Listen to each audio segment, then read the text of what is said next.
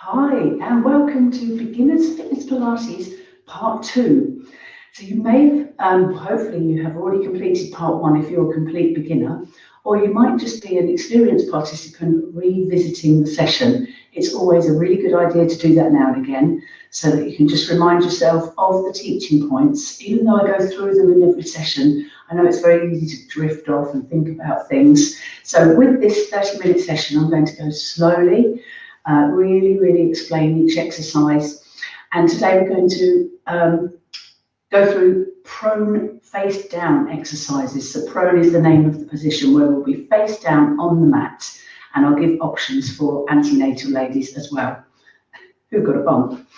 Excellent. So the first thing we need to do, and I will remind you very much of the neutral position. So getting into neutral position, we need to find our feet hip width apart. And that's hip width being from the bones here, not your actual width. So to find that, you can just look down, check they're there, or we can go from first ballet position, open the heels, just close the toes back up, and that should give you your neutral position. Then lengthen up. Imagine you're being pulled up by a piece of string and roll the shoulders back and down. So that's the position for the shoulders. Now for most, it will feel quite unnatural. Obviously for myself now, that just feels normal, but I have to remind myself that that is not comfortable for everyone. And after time practicing Pilates, this will just become a natural position for you, and that is the aim here. Excellent, so the shoulders go back and down. Then for the pelvis, tilt it forward and back. Tilt a good few times. Let me turn around and do it. Loosening up your hip flexors, which are the psoas muscles at the front here, which get very much shortened from where you might be sitting at desks. That's the worst case scenario. People that sit, these muscles take a real hit. So let's loosen them up slightly. And then you find the middle position, which is not forward, not back. Tuck your buttocks under a little to find the middle of the two extremes. That's generally what needs to happen. Tuck the buttocks under to find the middle of the two extremes. So now we've got shoulders and pelvis in the neutral position and feet. Then the last thing to do is to take a breath, expanding your ribs laterally. And as you exhale, brace your core in towards the spine. Draw the muscles in right from up here, under the chest. Suck them in all the way down. And then pinch your pelvic floor. So these will take time. This is probably, like I say, your second lesson for some of you. It's going to take time, but you'll get there in the end. So don't panic if it's not all sinking in on the first week, basically. So you draw the muscles in and then pinch the pelvic floor. And with the pelvic floor, it's a little pinch of the muscle at the front, not at the back, not your sphincter. Pinch it and feel a little elevation of that muscle moving up in towards your lower transversus. And it's the muscle that stops the flow if you're having a wee. Simple as that. Okay, you could give it a go, but you never practice when you're in that situation. But it's a quite easy one to just grasp which muscle you're looking for. Okay, so holding that position for the next 30 minutes, we're going to start with a gentle sway. Okay, keep your arms relaxed by your side. For some people will be tense. Relax. I'm not going to talk about the breathing because that just takes time to grasp. The most important thing in the first few sessions is to keep the core braced in towards the spine and pinch the pelvic floor when you do any of the exercises. So with this one, brace the core a little more to return back.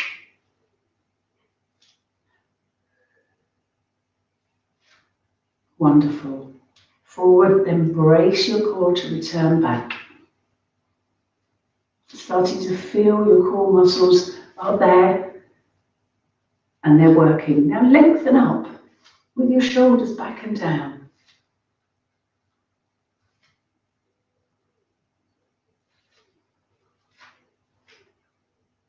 Excellent. Gently to the side. Feel the muscles brace and then return. Now round in a circle. Still the arms are more relaxed. You're not bending forward from the waist, staying nice and upright. And the other direction, brace your core, and around you go. Feeling strong. Fabulous. Excuse me. Today we're going to start with one arm. So we're going to mobilise one shoulder first and then the other. So let's just start with one. Hoist the shoulder up to your ear and back.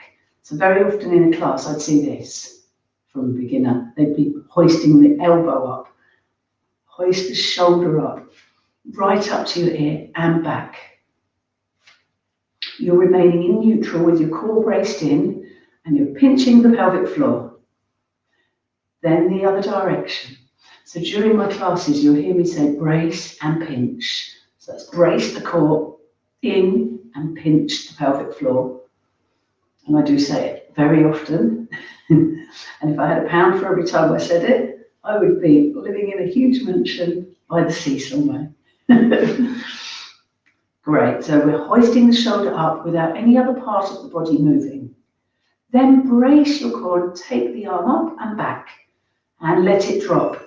So can you see from my mirror view, I am not moving anything else. Brace the core, take the arm up and back. Wonderful. So looking, let's do it from the side. So you can see I'm not arching my back or leaning or pushing the hips forward. Just the arm is moving up so I can mobilise the shoulder joints. Great. And then V, W. So the reason for this is that's the V. If we were doing two arms, that's the W. So just with one arm, V, and move the elbow back behind you. So from the back, you can see I'm moving it behind me. Really loosening up the shoulder girdle more. Core's braced in, I'm standing tall. And then the pec deck. So making sure elbow is in line with shoulder. Pushing back. Now what I see in class here is people twisting. So I see this shoulder moving round. Stay stable and push back.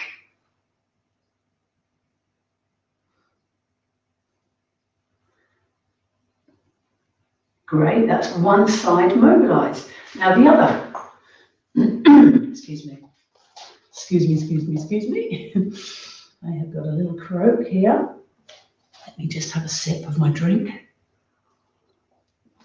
It's hay fever season right now, so I get affected by that now and again. Tree pollen, lovely. Excellent. Swinging. In fact, I didn't do this for the other side, so let's do this on the other side. A lovely figure of 8 with the one arm. That's it. So sometimes you'll see me doing this both arms at the same time, but breaking it down does actually make a difference. Right, back to the other side again. Just focusing on the one side at a time. And it also lets you think about the fact that, oh, one leg's actually a lot tighter than the other because we're imbalanced as people. I can give an example actually. My sister, so let's circle this shoulder up to the ear and back. My sister saw a chiropractor yesterday for an assessment because she's got some aches and pains around her joints and back. They did a wonderful assessment, stood her on 2 different scales, and it turns out that one side is imbalanced by 5 kilos. Now my sister is very slim and it's incredible. It's just incredible the imbalance that's going on in her body, hence why she's having trouble. So it's really good to think about which side might be tighter. You'll notice one hip is worse than the other direction. So it's nice to become body aware. It really is. And I think doing Pilates really teaches you that. So she's got a bit of work to sort that out right now. But yeah, 5 kilos. So, you know, people holding bags in one hand or just so many things we do to ourselves, crossing legs at desks, I don't know, lots and lots of different things that unbalance us. So working individually like this can help. Exhale as you take your arm up. I said I wasn't going to talk about breathing, I can't help it. You'll see that as we go through my sessions, I always talk about breathing with every exercise. But as a beginner, it's really quite confusing. So the most important thing is to keep your core braced in. Draw it into the spine. And then your back is supported. Great. Then the V, W. Remember, not bringing the elbow to your side, bringing it back behind you, loosening the shoulder. And I'm moving very slowly today. I'd rather do less, but really explain it to you. Hence why it's good to revisit these sessions. So once you've completed the beginner's workout, you might want to get on with the other ones. You'll hear me telling you the teaching points, and then maybe revisit these again in a few weeks so that you can think, oh, I'm actually missing that bit. Great. And then the pec deck. Elbow pushing back. Exhale as you push back.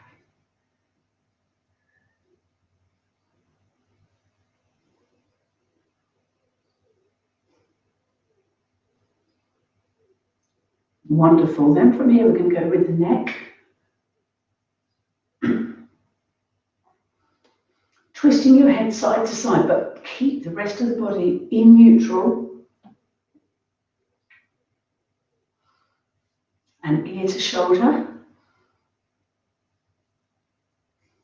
And often when someone, back on the subject of imbalances, when someone has an injury, so if you've had an injured ankle or knee or whatever for a while, you will become imbalanced because your other side will have been compensating. So you just have to look out for all these things.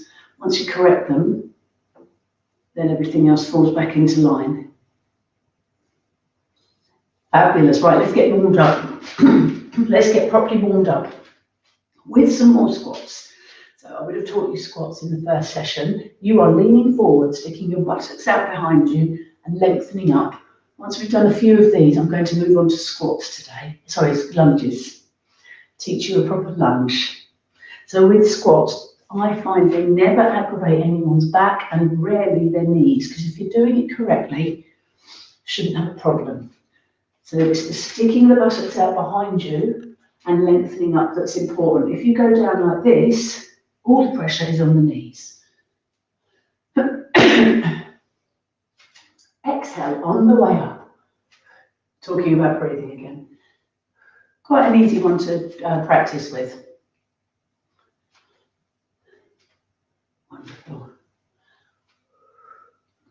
Brace your core on the way up, shoulders back and down. Keep going. I have got a real tickle here today. Typical when you're doing a nice film session. Right, okay, so let's move on to lunges. So that would have got your heart rate up a little bit. Let's move on to lunges. Now the thing with lunges, some people's knees just don't like it, even if you're doing it correctly. But it might be that you think you don't like them and you weren't quite doing it correctly. So let's give it a go. And if after 2 or 3 you don't like it, revert back to squats. First thing to do with a lunge is take a really big step back. Some people do this, start lunging and all the pressure goes on the front knee again. So that's the first thing. Take a big step back. You might feel unbalanced for a minute, but just you'll get there. Now, one of the reasons you might feel unbalanced is because people take a step back and can you see this foot has gone right behind this one. Of course, I'm unbalanced. So you need that leg to go back behind this hip. So this leg is behind that foot, and this one is behind that hip. So now I'm not unbalanced. Many people in my class, I see them and they're wobbling about. It's because this foot's gone in a line behind that one. So let's do that. Just check that. So take a bigger step than you usually would. Then we're going to imagine we've got a hot cup of tea balancing on your head. Have your hands on your hips, and you don't want it to fall off. For example, you don't want this going on. So what people do is they bend the front knee, but they don't bend the back knee, so this happens. As long as you bend the back knee, you should stay upright. And then no pressure's going forward on this knee, look. So we don't want knees overhanging toes. Obviously this back one is way over, but it's this front one we're worrying about. That's it. So holding yourself tall, bending back knees. Now if you know at this point that you're still not liking it, turn around and continue maybe with some really wide squats, knees going in line with toes to make it different. That's it. So nice and tall.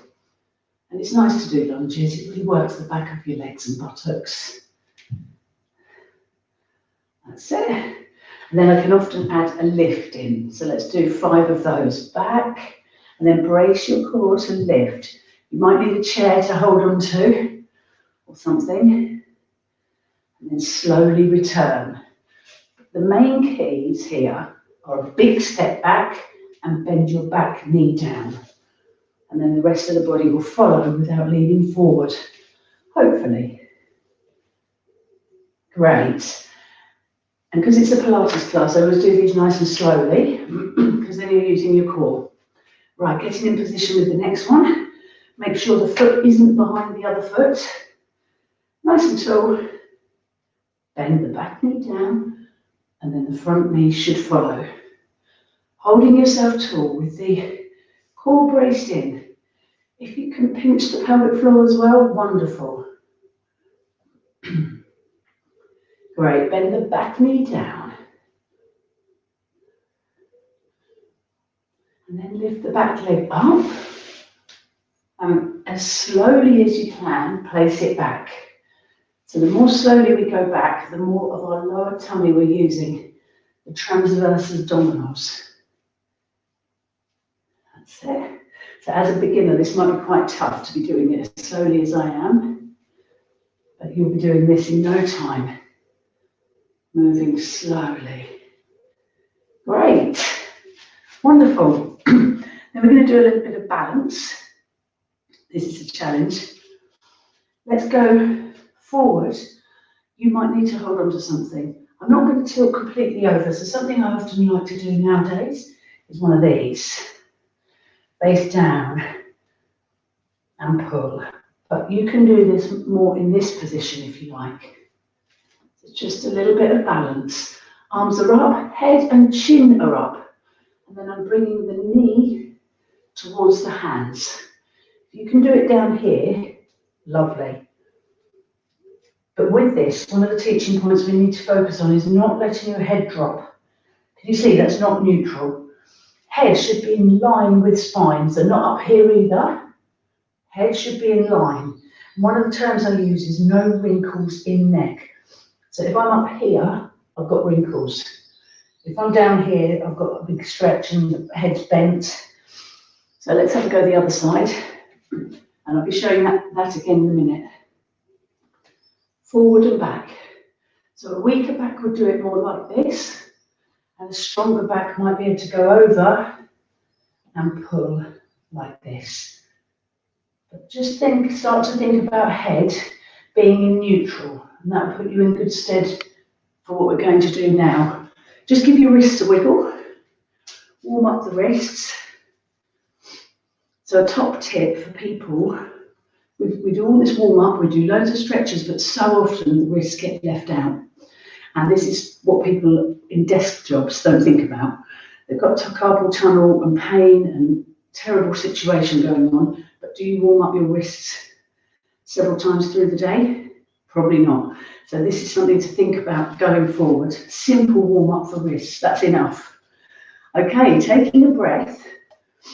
If you just watch me again, so you will have seen me do a roll down before, but this is your roll down. Chin goes down to neck. Brace your core in and roll forward. If you are the sort that feels it in your lower back as you go down, and as beginners you might well do, you're going to bend your knees and get straight on the floor into a child's pose. Super, super important. Straight down into this position. Do not roll forward like this and feel pain in your back, because you will not be thanking me as the week goes on. Super important to listen to your back and never feel any pain. So let's go again. So some of you will bend down and get into the child's pose, and others will take a roll forward. Take a breath. And as you exhale, roll forward, head first, brace your core, shoulders next. Now release the shoulders even more. Release your head and neck even more. And now release your facial features. Bend your knees if you've got particular stiffness, but not pain in your back. And let's walk the hands forward into a dog stretch. So from here, push back. So people that were in the child's pose, you can now get into this position because it's good for a weaker back to stretch this position. And you can see I've got this sort of A-shaped position going on. I've dropped the head. And now I'm softening my elbow joints. From here, I'm going to bend one knee, then the other, deepening the stretch in the back of my legs. So you might be thinking, or actually you probably won't be thinking, you'll be blissfully in this position, but maybe your feet are too close to you, or maybe they're way too far apart. So to tell if you've got the right position here, you can get in what position you think you should be in, and then take your opposite hand to touch your big toe. You should only just be able to touch it. And then try and touch the other one. So it's a little exercise whilst we do it. So if your feet are too far away and you can't touch them, bring them forward. Or if they're too close, move them back. That is what you need to get used to, because we do this stretch in every session. Every session that gets down on the mat, we are doing this. Lovely. On your knees and sit back into the child's pose. Wide knees and sit back. And just wiggle side to side very gently.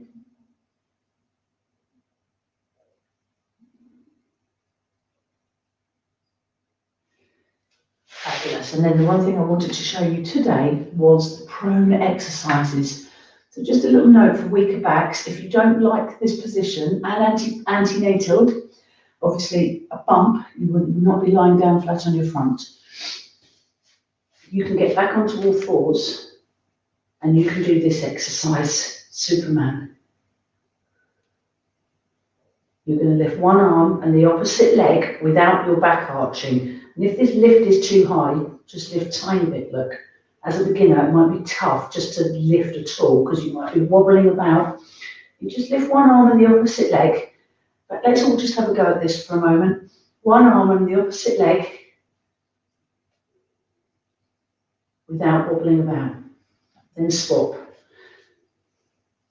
One question I need to ask you here is, have you got your hands in the right position? So I said they need to go under shoulders, but that could be here, look. My hands are under my shoulders, but I'm really shortening my torso doing that. So take a step forward maybe. Hands are still under shoulders, but I've lengthened my spine now. And then you brace your core in as you lift. Just tiny lift here, look.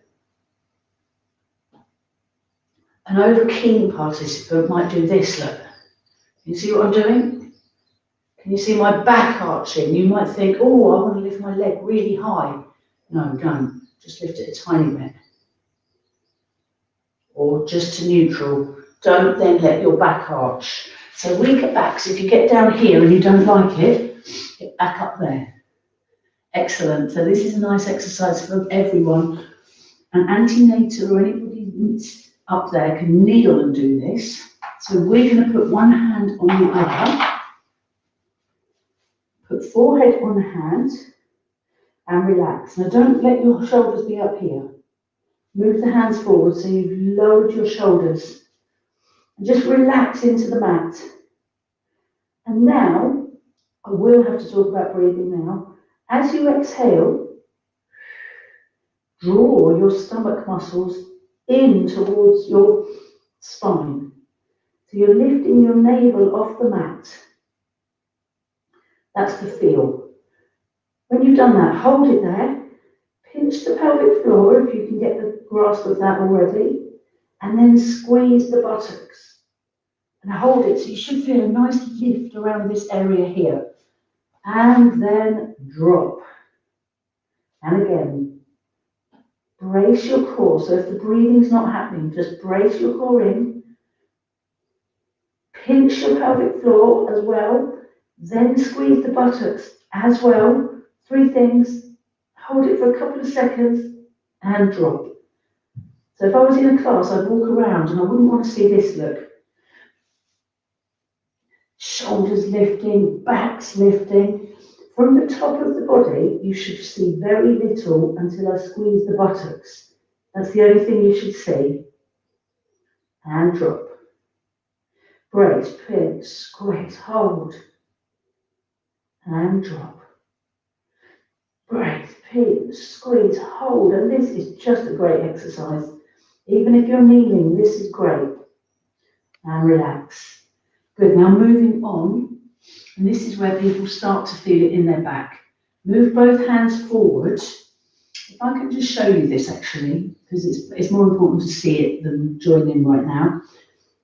When we do this exercise, the things to watch out for are my neck. The very natural thing for a beginner to do is this, look. Now this is where I say no bending in neck, no wrinkles in neck, look. As I do that, I'm wrinkling up my neck. I'm putting pressure on my neck. But if I do this, keep the head in line with spine, no pressure to the neck. So what I'm doing now is I'm bracing the core, just like we did a moment ago, then lifting. So I'm fully protecting my spine and I'm working the muscles of my back. If I was to lift without thinking about the tummy, so I'm doing it now, I'm lifting and I'm just letting my belly drop right into the mat. That is putting the pressure on my back. So it's so important to nail this position. Because then I will give you lots of other exercises, moving bits of body around. But the fundamental things here is that the face is down and your core is in. I can't stress that enough, so let's have a go. Now it's not about seeing how high you can lift, because that's just going to put pressure on your back. Any lift at all will fire up all of the muscles down the back of the body. So weaker backs, antenatal, you just carry on all fours, doing just this. You could do a few on one side.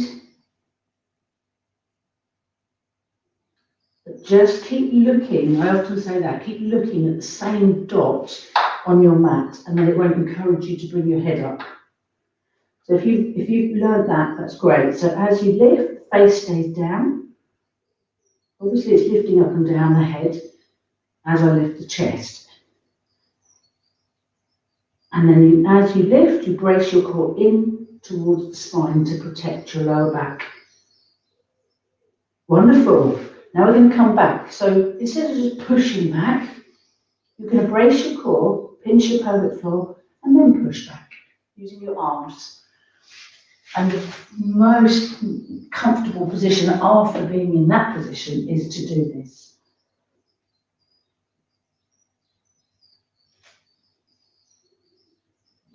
And with each session we'll do plenty of child's pose. Widen the knees a little bit and rock side to side. You're sitting as much as you can on your heels. And from there we're going to come up because the time has absolutely flown. I don't know where it goes. When you're really explaining things in depth, you don't get much done, but really reminds you how you should do it. So hopefully this has been good for those that have revisited it. And beginners, I hope you've picked those few points up today. Right, now we're going to come up. So at the end of each session, instead of just standing up, I always do a dog stretch. So tuck your toes under, brace your core and lift slowly. I'm putting pressure on my arms and my thighs by lifting slowly. Push back and enjoy another dog stretch. Let your head drop. Bend one knee again, then the other. That's it. And from there, weaker backs, you can just literally go back onto your knees and then stand up safely. And if your back is good to go, you push back, walk your hands back to your feet, dangle like a rag doll. Just feel that stretch one more time.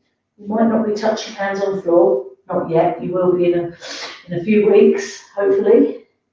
And then brace your core, pinch your pelvic floor and roll up, remembering that the head is hanging down, the shoulders are relaxed, and then the shoulders and head are the last things to come back up to finish. Hopefully feeling a bit taller and straighter. I always do after every session, even though I'm well practiced at this. Always feel really good. Excellent, big stretch up and bend your knees down. So weaker backs, you do this, bend your knees down, keep your chest up, and others, you can fold forward and enjoy a further stretch. But don't do it like this if your back is weaker. You bend your knees, keep your chest up. And there you go. Fabulous. Great, well have a good day and make sure, beginners, you visit number 3 now. Beginners part 3. Take care.